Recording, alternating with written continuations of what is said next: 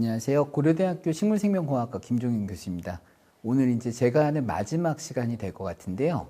오늘 이제 마지막으로 제가 들려드릴 이야기는 첫 번째 시간, 두 번째 시간에 소개해드렸던 자동관수 시스템을 실제 현장에서 적용했을 때 어떻게 얼마만큼 얘네들이 경제성이 있고 얼마만큼 효과가 있었는지에 대한 설명을 드릴 것 같습니다. 그리고 실제로 마지막 두 번째 시간 마지막에 말씀드렸던 내용 중에 토양과 상토는 다르다라고 하는 건 말씀을 드렸는데요. 어떻게 다른지, 그래서 어떻게 적용을 해야 되는지도 설명을 드리도록 하겠습니다. 지난 시간에 말씀드렸던 토양 수분 센서의 이점, 실시간으로 그리고 지금 어떻게 자라고 있는지 이를 통해서 생육을 조절도 가능하게 되고 필요한 만큼의 건조도 줄 수 있다는 장점이 있다고 말씀을 드렸습니다. 그래서 FDR 센서를 사용을 하게 되면은 용적 수분 함량을 측정할 수도 있지만 전기 전도도라고 하는 비료량도 같이 측정을 할 수 있어서 좋은 점이 있게 되고요.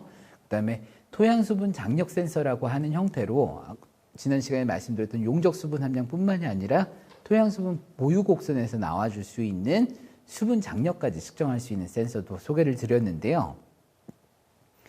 그러한 센서들을 통해서 필요할 때 컴퓨터를 통해서 이게 물이 필요하구나를 알게 됐을 때 필요한 만큼만 물을 주는 형태로 주게 되는 자동 관수 시스템, 물론 여기서 비료도 줄 수 있기 때문에 자동 관수 관비 시스템을 설치를 할 수 있을 텐데요. 이런 것들을 실제 현장에서 이용을 했을 때 얼마만큼의 경제적 이점과 사회적으로도 어떤 이점들이 있는지 보도록 할 겁니다. 그래서 실제로 물을 아낄 수 있는 거였는지, 그래서 비용을 적게 쓰고 수익은 얼마만큼 증대가 됐는지에 대한 내용도 말씀을 드릴 거고요.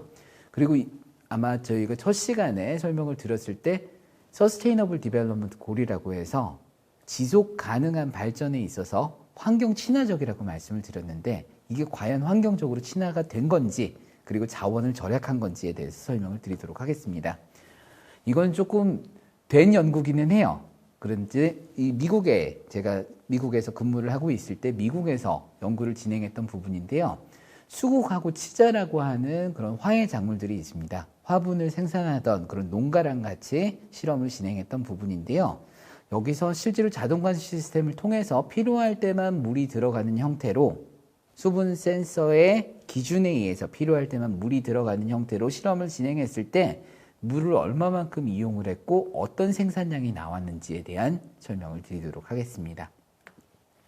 지금 현재 보여지는 이 사진은 수국 사진입니다. 수국이라고 굉장히 예쁜 식물이거든요.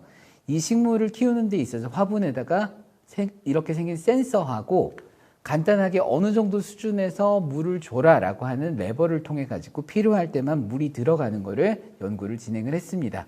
그렇게 됐었을 때 물이 들어가는 양을 측정하기 위해서 플로우미터라는 걸 통해서 얼마만큼 물이 들어갔느냐 같이 계산을 해서 물을 얼마만큼 아낄 수 있는지 봤습니다. 현재 보게 되는 이 그래프에서는 X축에서는 시간을 보여주고 있고요. 날짜예요. 그다음에 Y축에서는 얼마만큼 물을 이용을 했는지 볼 수가 있게 되는데 검은색이 저희가 사용했던 자동관수 시스템, 토양수분 센서 기반 자동관수 시스템이고요.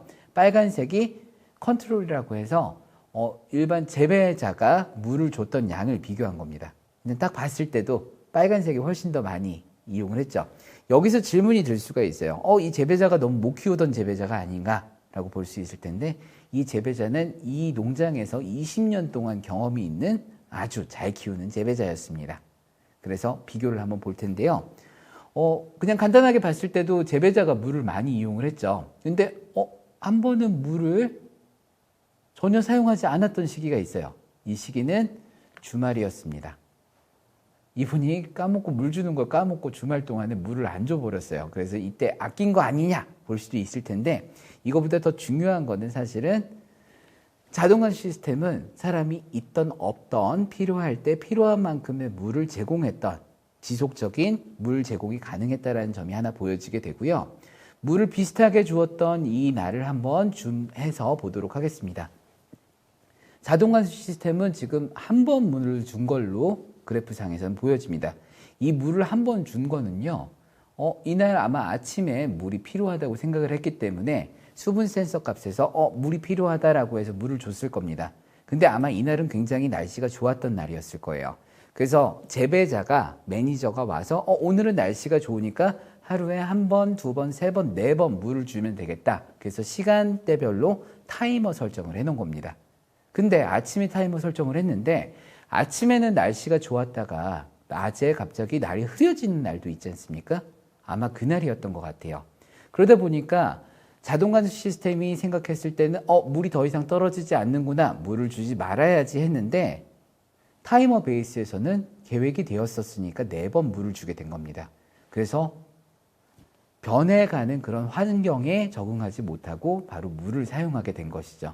그래서 아까 그래프화에서 보셨던 것처럼 물을 아꼈는데 얼마만큼 아꼈을까요?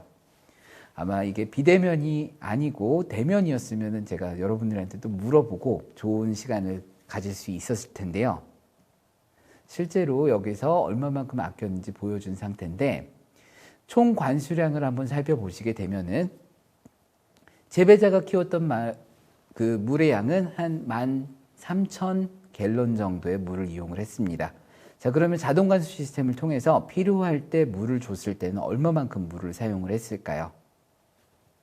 실제로 이만큼 사용했습니다. 이만큼이라고 하는 거는 기존 재배자가 20년 동안 경험을 갖고 있는 재배자가 잘 키웠던 그 물의 양의 83% 적은 관수량, 다시 얘기해서 5분의 1도 안 되는 물을 사용했다는 점입니다.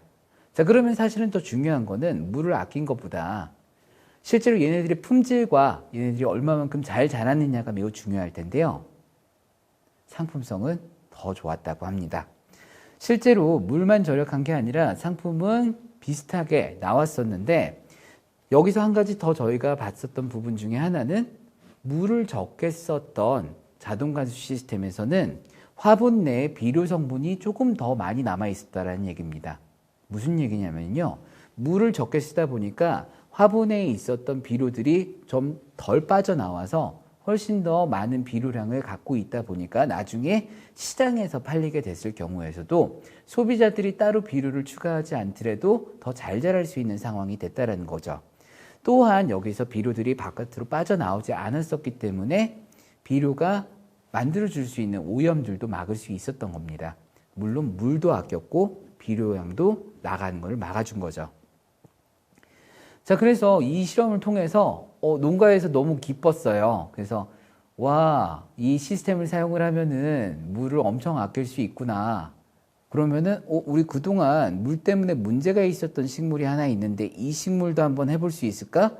이 식물은 치자라는 식물이었는데 물을 너무 많이 줘서 가끔씩 뿌리 썩은 병이 발생이 됐었던 것 같은데 과연 이 시스템을 사용을 하게 되면은 과다하게 관수하지 않고 필요한 만큼만 물이 들어가게 됐을 때 상품성을 높일 수 있을까라는 연구를 진행을 하게 됐습니다. 그래서 여기 농장에서 보시게 되면은 비슷한 시스템을 사용을 했고요. 반 정도는 자동 관수 시스템을 통해서 물을 주고 반 정도는 그냥 재배자가 물을 줬습니다. 그래서 얘네들을 5구역으로 나눠서 실험을 진행을 했는데요.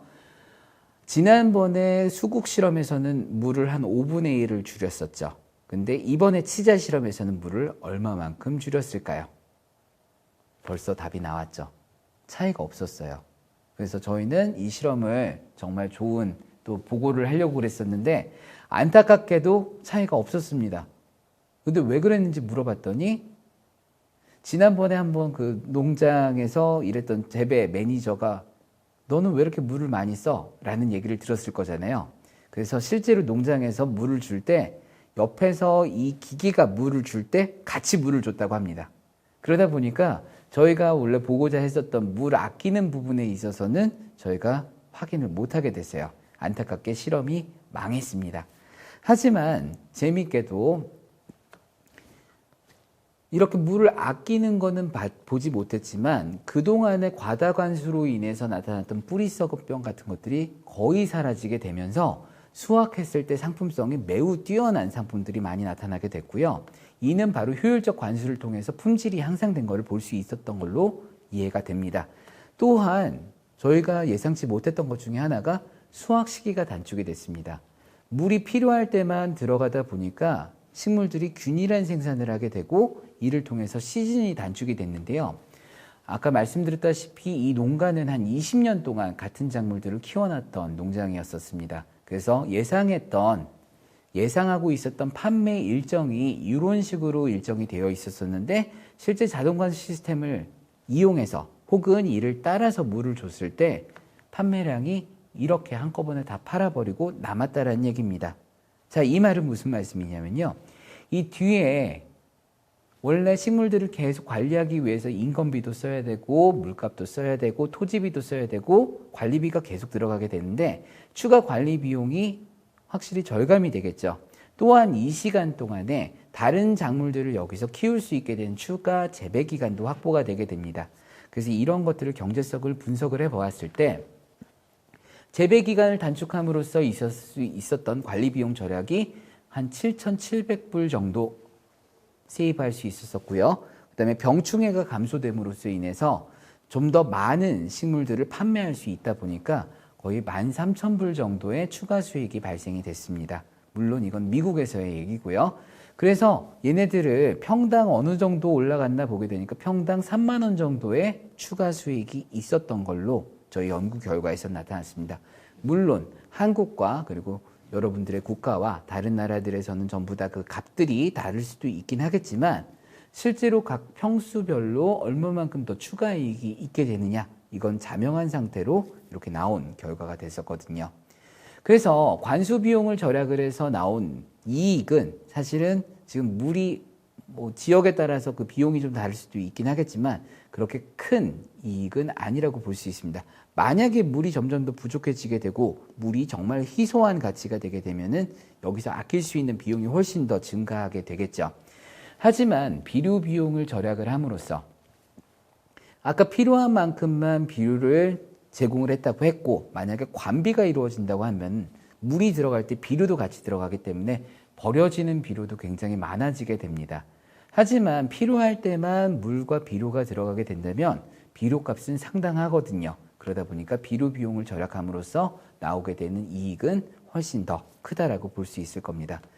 또한 수확 품질이 증대가 됨으로써 더 많은 식물들을 팔 수 있었거든요. 그리고 품질이 우수하니까 더 좋은 가격을 받을 수도 있었겠죠. 여기서 받을 수 있는 비용 꽤나 있었습니다. 하지만 여기서 병충해를 억제하기 위해서 농약 사용도 굉장히 줄어들게 되고요. 그리고 거기서 들어가는 추가 판매 비용이 더 큰 비용으로 저희에게는 돌아왔던 걸로 해석이 됐습니다.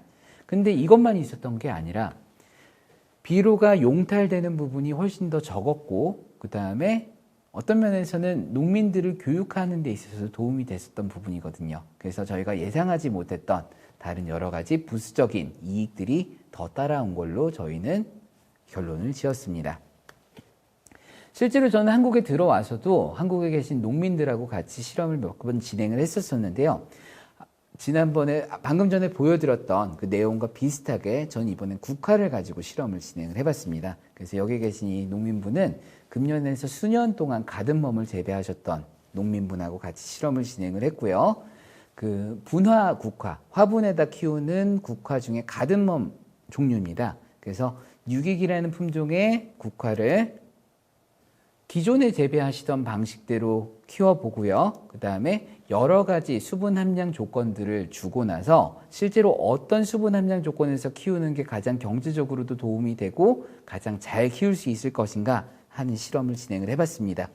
여기 보이는 이 퍼센트 단위는 제가 지난 시간에 말씀드렸던 토양 수분 센서를 통해서 측정할 수 있는 용적 수분 함량에 대한 값을 유지시켜주는 형태로 진행을 했습니다. 그래서 이러한 지금 현재 그림에서 보여지는 농장에서 여러 국화들을 놔두고 각 처리구별로 물을 다르게 주게 됐었는데요. 그 X축에서는 시간을 보여주고 있고 날짜를 보여주고요. Y축에서는 그 상토에 있는 용적 수분 함량을 보여주고 있습니다. 그래서 이 그래프를 보시게 되면은 X축에서는 지금 시간을, 날짜를 보여주고 있고요. Y축에서는 지난번에 소개시켜드렸던 용적 수분 함량 값을 보여주고 있습니다. 여기서 사용했던 센서가 FDR 센서를 사용을 했거든요. 이 FDR 센서 중에서도 실제로 EC도 측정할 수 있는 센서를 같이 사용을 했습니다. 그래서 그래프에서 보시다시피 지금 맨 밑에 있는 25%, 35%, 45% 그리고 맨 위에 있는 55%와 함께 점점 그 수치가 좀 바뀌게 되는 컨이라고 되어 있는 부분이 컨벤셔널, 농가에서 키우는 형태의 모습을 실제로 측정하게 된 부분입니다. 그래서 농가에서 측정했을 때는 55%보다는 조금 낮은 것 같아 보이기는 하지만 계속해서 물을 줬구나. 그리고 45%보다는 높은 수준의 물을 줬구나 라고 하는 것을 보실 수가 있을 겁니다. 근데 이게 결과적인 부분이에요. 그 사진을 보시게 되면은 컨벤셔널 상품성 굉장히 좋습니다. 이분은 굉장히 식물을 잘 키우신 것 같아요. 근데 55%나 45%, 심지어 35%도 거의 유사한 수준의 상품성을 가지고 있는 식물들을 보실 수가 있습니다. 수분 함량 값이 조금 차이가 있을 때 25%에서는 그 다른 것들과는 다르게 조금 상품성은 떨어졌거든요. 자, 그러면 이런 상품성과 더불어 물과 비료는 얼마만큼 아꼈는지 볼 수가 있겠죠. 저희가 지금 사진상으로는 35%도 좋아 보이긴 하지만 저희가 실제로 측정했던 여러 가지 사이즈나 개화 수나 그런 것들을 봤을 때는 45%와 55%로 유지시켜줬던 게 상품성이 굉장히 좋았는데요. 저희가 가장 관심 있는 물을 얼마만큼 아꼈을까? 수분 함량 그 수준이 높으면 높을수록 그만큼 더 물을 많이 사용했구나라는 걸 볼 수가 있습니다. 그래서 수분 함량 그 처리 조건이 낮은 수준으로 유지시켜줬을 때는 확실히 물은 더 아끼는 것 같습니다. 근데 아까 그 그래프에서 보셨다시피 45%나 55% 같은 경우 컨벤셔널이 이 사이에 있었거든요. 근데 컨벤셔널, 다시 말해서 농가가 사용했던 그 물의 양은 이만큼을 사용을 한 겁니다. 자, 다시 말씀드려서 농가에서는 경험에 의해서 물을 줬었기 때문에 조금 더 안전적으로, 안전하게 물을 주기 위해서 꼭 필요하지 않을 때에도 물을 주셨던 겁니다. 그러다 보니까 저희가 필요할 때만 물을 주게 되는 자동관수 시스템, 토양수분 센서 기반으로 하고 있는 자동관수 시스템에서는 굉장히 많은 양액을 절약을 했습니다. 여기서는 실제로 양액을 사용을 했거든요. 실제로 많은 농가에서 작물들을 키워낼 때 물만 주는 경우보다는 양액을 같이 줘서 비료 성분도 같이 제공해 주는 게 좋습니다. 근데 이 양액을 갖다가 훨씬 더 수분 함량도 높게 유지했는데도 불구하고 58%나 절약을 했고, 조금 수준이 낮더라도 같은 수준의 수분 함량의 수준이 낮더라도 같은 수준의 품질을 지닌 상품을 만들어냈는데 66%의 양액을 절약하면서 만들 수 있었다는 겁니다. 자, 밑에 있는 35%나 25% 같은 경우는 훨씬 더 양액을 절약을 했죠. 하지만 품질 저하를 가져왔기 때문에 품질을 유지하면서도 양액을 절약할 수 있는 방법으로 토양 수분 센서 기반으로 자동 관수 시스템 혹은 자동 관비 시스템을 활용했던 게 큰 도움이 된 것으로 보여졌습니다. 그래서 이거는 물만 절약한 게 아니라 비료도 같이 절약을 하게 되고 품질을 좋게 해서 고품질의 화훼 상품을 생산할 수 있는 결과로 나타나게 됐습니다. 그래서 저희가 추가적으로 지금 진행하고 있는 여러 가지 과정들, 그리고 앞으로 산업체에서 활용할 수 있는 부분들은 말씀드렸던 대로 단순히 수분만 조절하는 것이 아니라 여기에서 EC까지 측정할 수 있는, 전기 전도도까지 측정할 수 있는 센서들을 통해서 두 배관을 사용을 해서 만약에 측정을 했을 때 전기 전도도가 기존 전도도보다 높다라고 봤을 때 이때는 양액이 필요가 없는 부분이거든요. 이때는 만약에 물이 부족했을 때 비료는 충분할 때 물만 줄 수 있게 물 배관을 해주게 되면 좋을 거고요. 만약에 EC 측정 값이 낮아지게 됐다. 이때는 물만 주는 게 아니라 물에다가 수용성 비료를 같이 타줘서 관비가 일어나는 형태로 진행을 하게 되면은 이 작물이 가장 효과적으로 자라는 데 있어서 어떻게 하면 효율적으로 물과 비료를 사용할 수 있을 것이냐 하는 부분을 정량적으로 저희가 판단할 수 있을 거고, 여기에 토양 수분 센서와 자동 관수 시스템, 자동 관비 시스템을 사용할 수 있을 것입니다. 그래서 이를 통해서 조금 더 효율적으로 물과 비료의 이용을 사용할 수가 있게 되고요.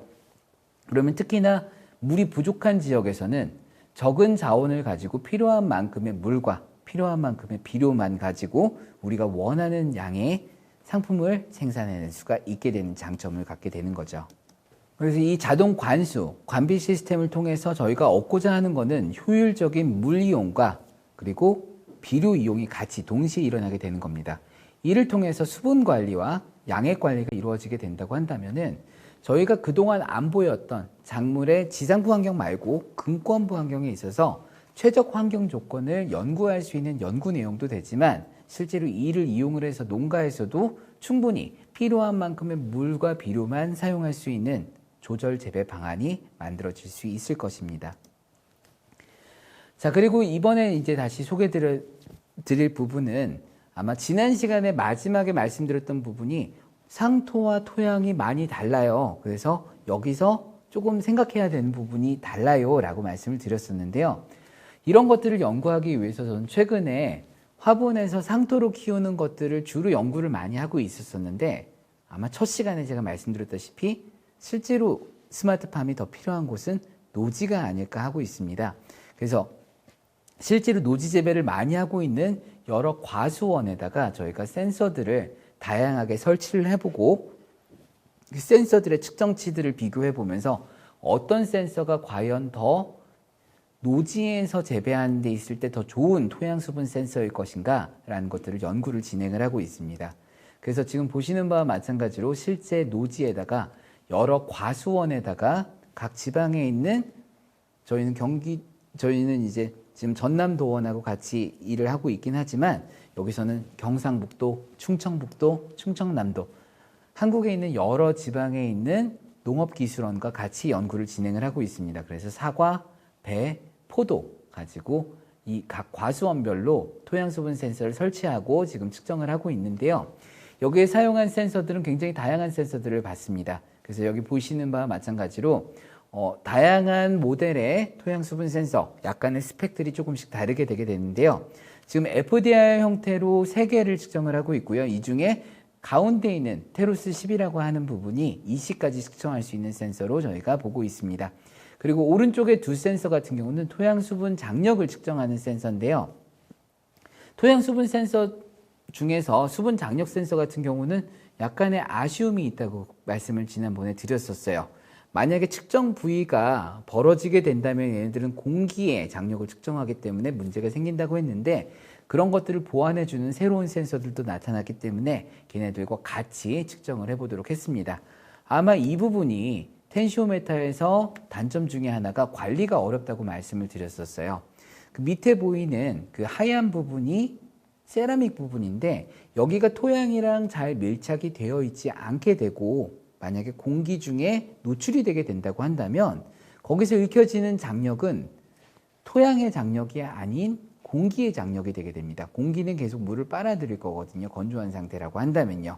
그러다 보니까 이때 잘못된 값을 가지고 실제로는 토양은 굉장히 습한데 물을 줘야 되는 그런 상황이 일어날 수도 있게 되거든요. 그래서 그런 관리가 조금 어렵고 또한 물을 계속 지속적으로 채워 넣어줘야 되기 때문에 그런 관리가 어렵다고 말씀을 드렸었는데 아까 중간에 있었던 센서 하나, 이 센서 같은 경우는요. 조금 다른 방식으로 텐시오메타를 만들었다고 합니다. 그래서 측정 범위도 기존의 텐시오메타보다 훨씬 더 넓은 수분 장력 범위를 측정을 할 수가 있게 되고요.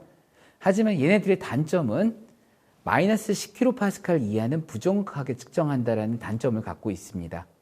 보통 그 상토의 경우는 마이너스 10kPa이 벌써 건조가 시작되는 점인데 거기서부터 측정을 할 수 있다는 게 조금 단점이기는 해요. 그래서 조금 이따 다시 한번 비교를 할 텐데 얘네들이 수분 장력을 측정하는 데 있어서는 조금 더 수월하게 측정할 수 있다라고 업체 측에서는 얘기를 하고 있습니다. 그래서 실제로 이런 센서들을 5개를 다 꽂아보고 비교를 해봤거든요. 그래서 지금 현재 보여지는 이 데이터는요. 한 사과 과수원에서 이 5가지 센서를 꽂아놓고 어떻게 이 토양의 수분 함량이 변하는 모습인지 보게 되는 그런 모습을 보여주고 있습니다. X축에서는 날짜를 보여주고 있고요. Y축에서는 용적 수분 함량이라고 하는 FDR 센서에서 나오는 값, 그리고 오른쪽에 있는 Y축에서는 메트릭 포텐셜, 다시 얘기해서 토양 수분 장력을 보여주고 있는 부분입니다. 그래서 지금 보여주고 있는 거는 FDR 센서에서 보여주는 용적 수분 함량의 변화를 보여주고 있는데요. 장력 센서에서는 이런 식으로 그래프가 달라지게 됩니다. 약간의 양상이 다르게 되죠. FDR 센서에서 떨어지게 되는 정도와 수분 장력 센서에서 떨어지는 정도가 기간에 따라서 조금 차이가 나게 됩니다. 그래서 이 기간을 한번 조금 다르게 한번 보도록 할게요. 저희가 토양 같은 경우는 이건 이제 과수원이기 때문에 토양입니다. 약간 모래질이 많은 토양에서 진행을 한 건데 한 30kPa 정도가 포장 용수량이라고 한다면 여기에 도달할 정도까지의 습한 상태에서의 FDR 센서의 측정값과 토양 수분 장력 센서의 측정값을 한번 비교를 해볼게요. 그러면은 FDR 센서는 1에서 2% 정도의 용적 수분 함량이 변화가 된 것을 볼 수 있습니다. 하지만 수분 장력 센서에서는 10kPa 정도의 변화가 있게 되거든요. 그래서 이게 어떤 걸 더 믿어야 되지? 근데 사실은 이보다 더 중요한 거는 습한 상태는 얘네들이 식물이 잘 자라는 상태구나 라고 이해를 해주시면 되는 부분입니다. 하지만 중요한 거는 건조했을 때 얘네들을 언제 물을 줄 것이냐 그걸 측정을 해야 되기 때문에 건조한 상태에서 포장 용수량 이하에서는 어떻게 되는지 보도록 하겠습니다. 그래서 토양이 건조한 상태에서 이때가 바로 관수가 필요한 시점이 될 텐데요. 이때 FDR 센서의 변화 수치는 1에서 2% 정도밖에 안 됩니다. 사실 FDR 센서의 오차 범위는 실제 측정치에서 1, 2% 정도가 오차 범위가 되게 되는데 오차 범위 내에서 얘네들이 변화하게 돼요. 그 말은 즉슨 이게 맞는 값인가 틀린 값인가 조금 해석하기 어려울 수 있습니다. 하지만 실제 토양에서 관수가 필요한 시점에서 수분 장력 센서의 측정치를 보시게 되면은 50에서 60kPa 정도의 범위에서 왔다 갔다 하게 되거든요. 그리고 얘네들의 오차 범위는 1kPa이라고 센서에서는 얘기를 하고 있습니다. 자, 그러면은 1, 2% 오차 범위 내에서 변화하는 거랑 오차 범위에서 거의 한 50배에 해당하는 수치에서 변화하는 거랑 어떤 게 더 측정치가 믿음직스러울까요? 보시게 되면은 여기서 수분 장력 센서에 의해서 측정되는 이 변화값이 훨씬 더 해상도가 높은 상태로 보여지게 되는 겁니다. 그래서 제가 말씀드렸을 때 상토의 경우는 마이너스 10kPa 이하에서 준비가 되는 부분인데 수분 장력 센서 같은 경우는 토양에서는 훨씬 더 해상도가 좋아지게 되는 부분입니다. 이게 지난 시간에 말씀드렸던 부분으로 X축에서는 토양 수분 장력을 보여주고 있고 Y축에서는 용적 수분 함량을 보여주고 있는데요. 토양에서는 마이너스 10에서 마이너스 100kPa 정도가 실제로 저희가 관리가 들어가야 될 부분이고 상토 같은 경우는 마이너스 1에서 마이너스 10kPa 정도가 관리가 들어가야 될 부분인데 얘네들을 용적 수분 함량 기준으로 보게 되면 상토는 토양과 다르게 조금 다른 곡선을 보여줬죠. 자, 이를 다시 킬로파스칼로 보도록 할게요. 자, 상토 같은 경우는 점선으로 되어 있는 부분이 선샤인 믹스4라는 상토입니다. 마이너스 1에서 마이너스 10kPa 사이의 용적 수분 함량은 50% 정도 수준의 범위의 용적 수분 함량을 가지고 있으면서 이 기준은 9kPa 정도의 범위입니다. 하지만 클레이 소일이라고 하는 식토에서의 토양의 범위는 용적 수분 함량으로는 한 25에서 35 정도 사이인 10% 정도의 용적 수분 함량 범위를 갖고 있고 킬로파스칼로는 70kPa 정도의 범위를 갖고 있습니다. 자, 그러면은 어떤 부위를 측정하는 게 훨씬 더 얘네들을 정확하게 측정할 수 있을까요? 자, 상토 같은 경우는 50%에 해당하는 용적 수분 함량 범위를 쪼개가지고 측정하는 것이 훨씬 더 해상도를 높일 수 있는 부분일 거고요. 토양 같은 경우는 70kPa이라는 것을 쪼개가지고 보는 것이 훨씬 더 해상도를 높일 수 있을 것입니다. 자, 그렇다고 한다면 상토에서는 수분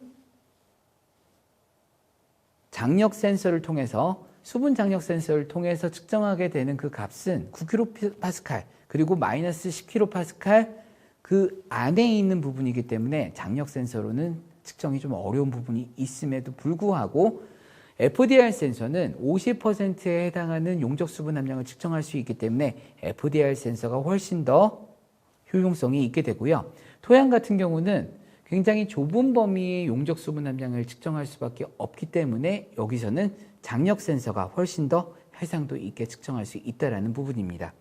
그래서 지난 두 번째 시간에 말씀드렸던 수분 단위를 보시게 되면은 EPF 단위나 장력 단위는 토양의 수분 관리하는 데 있어서 매우 적절한 그런 단위가 될 거고요. 여기서는 수분 장력 센서를 통해서 훨씬 더 필요한 정도의 건조를 제시해 줄 수 있을 걸로 판단이 됩니다. 하지만 용적 수분 함량 같은 경우는 상토 수분에서는 필요한 용적 수분 함량이 유효한 용적 수분 함량 범위가 매우 컸기 때문에 상토에서는 매우 적절한 단위가 될 거고요. 여기서는 FDR 센서를 사용하는 것이 훨씬 더 좋다라는 부분입니다. 그래서 상토와 토양에 따라서 어디에서 키우는지에 따라서 사용할 수 있는 센서의 종류가 조금씩 차이가 있을 수 있다는 점을 알려드리고 지나가도록 하겠습니다.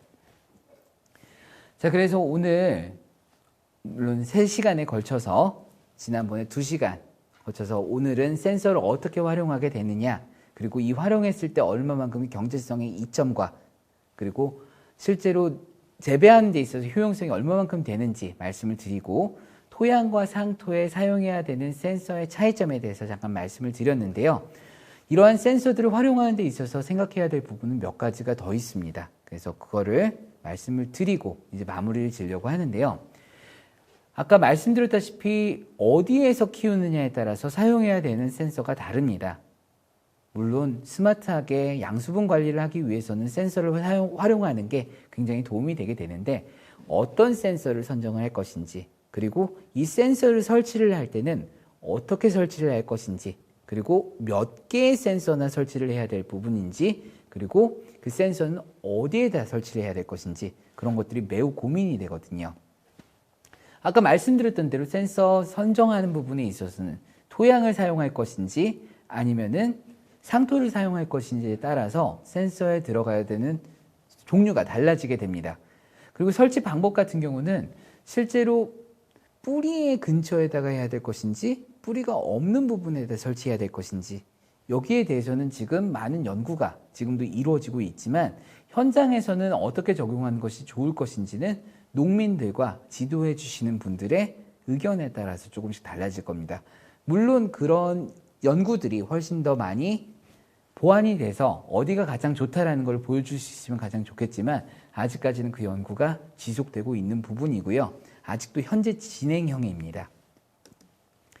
그래서 이러한 센서들을 잘 활용하는 방안들을 알게 된다면은 그 이후에는 저희가 할 수 있는 부분이 언제 물을 어떻게 줘야 되느냐라고 하는 부분이 센서에서 읽혀지는 값 자체를 가지고 어떤 값을 기준으로 물을 줄 것이냐, 그리고 어떤 값을 기준으로 얘네들에게 비료를 줄 것이냐, 이런 것도 매우 중요하게 되죠.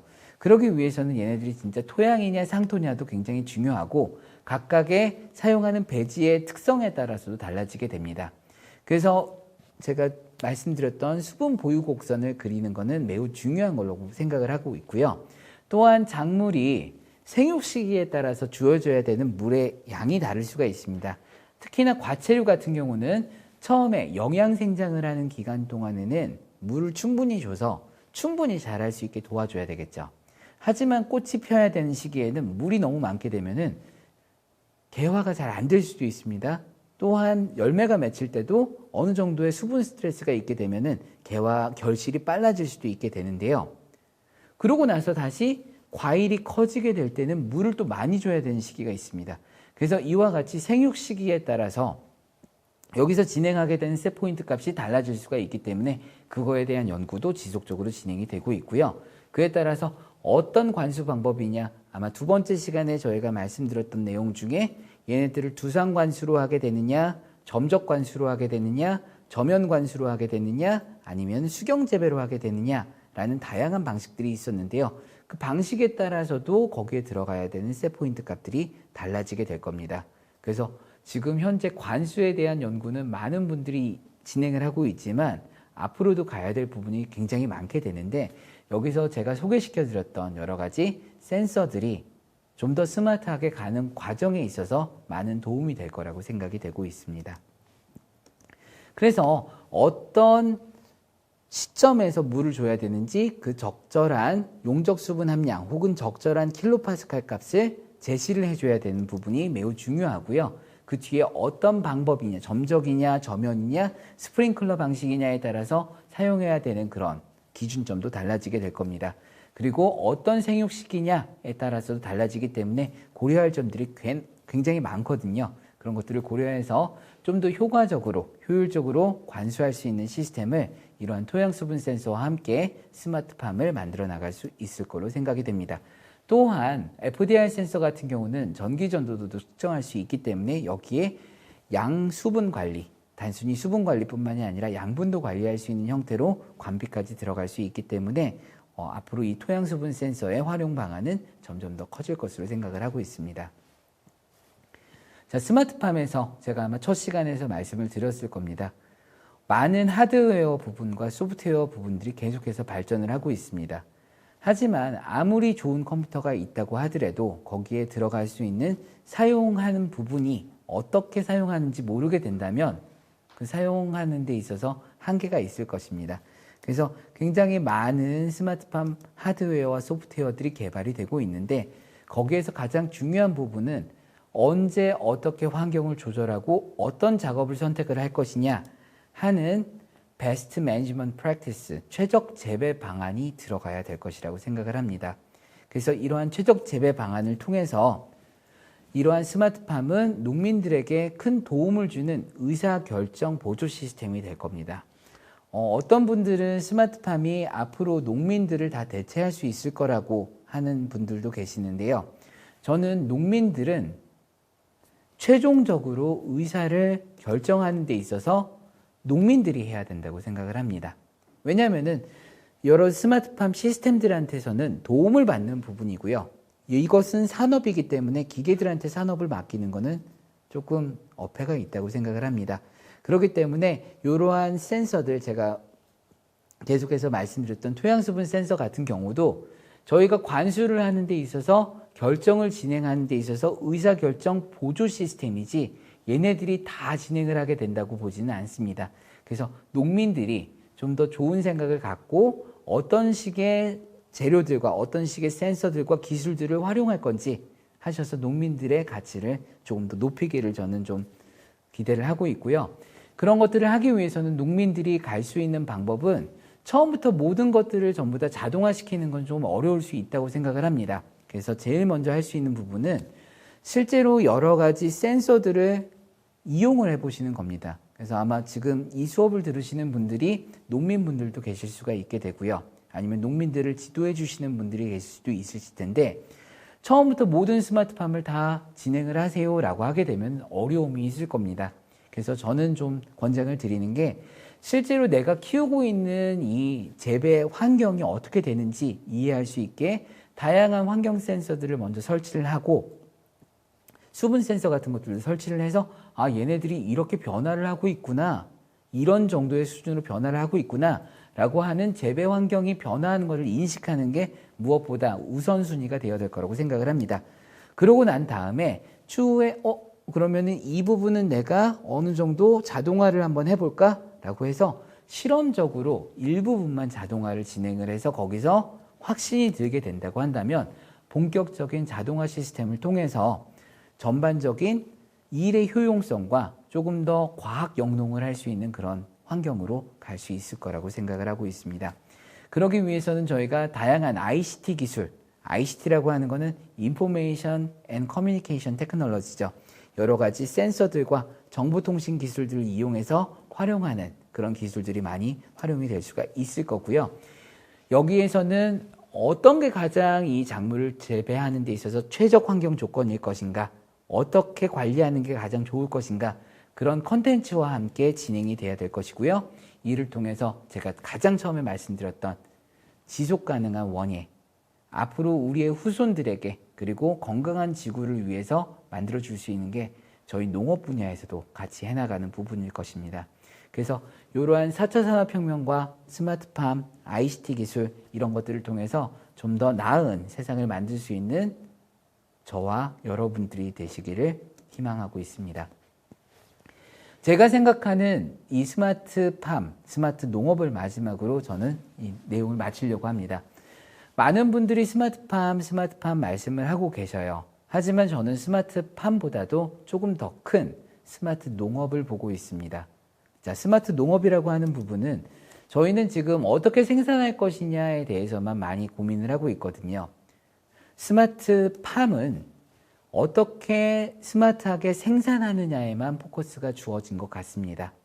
그래서 이 생산 부분에서는 여러 가지 4차 산업혁명 기술들이 빅데이터와 그런 것들을 통해서 맞춤형 생산도 가능하게 하고 의사결정 지원도 하게 되고 기계, 로봇, 자동화 이런 것들도 이루어지게 되는데 지금 현재 스마트팜은 주로 기계, 로봇, 자동화에만 포커스가 되어 있어요. 하지만 그 스마트팜을 조금 더 넓게 본다고 한다면 농업이라고 하는 산업을 보게 된다고 한다면 생산에 들어간 스마트팜뿐만이 아니라 생산에서 가공을 하게 되는 부분도 매우 중요하게 됩니다.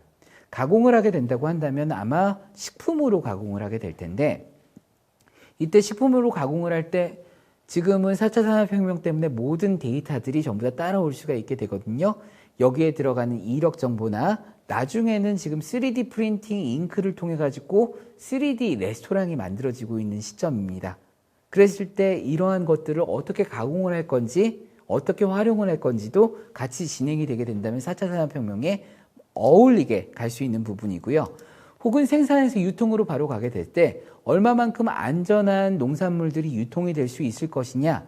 그래서 기존에는 주로 재래시장에서 팔았었지만 지금은 직거래도 굉장히 많아지게 되고 농산물에 대한 여러 가지 이력 시스템과 무인 농산물 직배송 시스템, IoT 기반 품질 안전 관리도 지금 새로운 시대를 맞이하고 있습니다. 그래서 이 부분도 저희 농업에서 같이 관여할 부분이고 스마트 농업에서 돼야 될 부분입니다.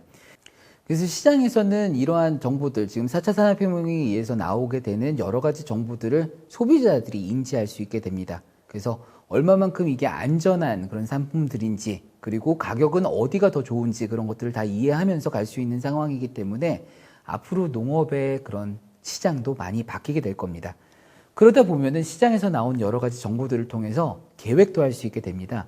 왜냐하면 어떤 제품들이 얼마만큼 팔렸고 소비자들은 어떤 것들을 선호를 하고 얘네들이 가격이 어떻게 형성되는지 알게 된다면은 농가에서도 그런 정보들을 바탕으로 해서 앞으로 계획하고 생산할 수 있게 될 것입니다.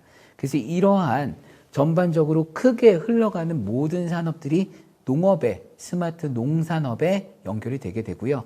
그러면 이걸 통해서 앞으로 또 어떤 품종들이 필요하고 그런 것들을 할 수 있는 과학 쪽에서도 진행할 수 있는 부분이 되게 되거든요. 그러다 보니까 거기에서 필요한 것들을 육종을 하게 되고 여기에 들어간 새로운 기술들을 또 도입을 해서 계속 선순환적인 구조로 지속 가능한 미래를 위해서 갈 수 있는 농업이 미래를 이끄는 산업으로 갈 수 있을 것입니다. 그래서 제가 생각하는 이런 아름다운 미래를 여러분들과 다 같이 함께하고 좀 더 나은 세상을 만들어가는 게 제 꿈입니다. 그래서 제가 한 3번에 걸쳐서 여러분들과 이런 좋은 자리를 가지려고 노력을 했는데요. 좀 도움이 됐으면 좋겠고요. 이런 농업이 기존과는 다르게 좀 더 미래지향적인 농업으로 갈 수 있는 산업이 됐으면 하는 바람입니다. 지금까지 경청해 주셔서 정말 감사드리고요. 예, 여러분들 남은 교육 잘 들으시고 좋은 일들 가득하시길 바랍니다. 감사합니다.